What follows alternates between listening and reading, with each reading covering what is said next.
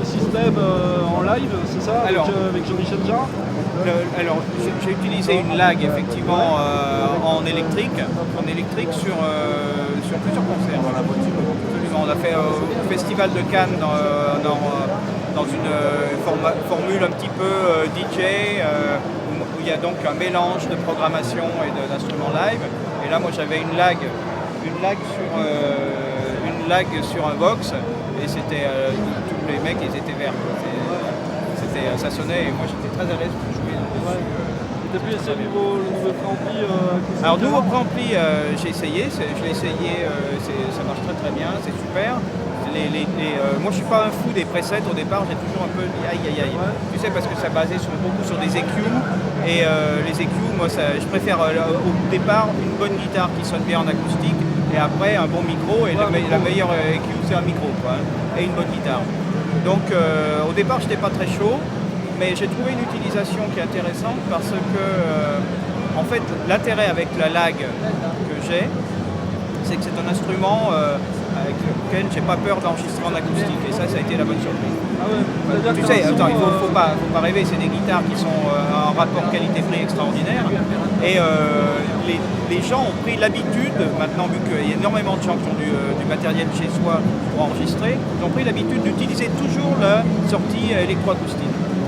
Par défaut, puisque bon, ça économise, et puis elle sonne pas super, mais par contre c'est tellement pratique, on n'a pas de bruit extérieur et tout ça. Mais moi, ce que je pourrais conseiller avec ces guitares, celle en plus avec les cordes Elixir, c'est que de ne pas hésiter à les utiliser. Maintenant, un micro, ça ne coûte pas si cher que ça. Une unité d'enregistrement digital, ça ne coûte pas si cher que ça.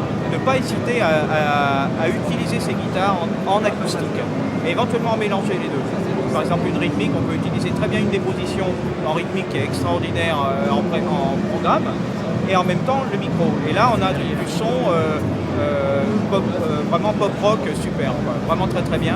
Mais la bonne surprise, ça a été tout le côté, j'enregistre. Bon, ça fait 20 ans que je fais que du studio, hein, pratiquement, en dehors des concerts avec Jarre. L'idée, c'était de toujours enregistrer avec des meilleures guitares possibles, Martin, Gibson, les grands noms, surtout du vintage. Bon, là, avec cette lag, j'ai une troisième option, qui est une option moderne, parce que je ne suis pas un fou inconditionnel du vintage systématique pour l'enregistrement, parce que c'est très typé quand même. Moi, j'ai une Martin, une 0018 de 58, j'ai une Gibson J45, bon, c'est des vieilles guitares, c'est très bien, mais il manque quelque chose. Et quand tu écoutes bien maintenant toutes les guitares qui s'enregistrent à Nashville, par exemple, qui a une référence au niveau de la guitare, c'est beaucoup des guitares modernes, c'est pas que des vieilles J45, c'est pas vrai. Et quand tu enregistres plusieurs guitares, c'est bien d'avoir des couleurs différentes.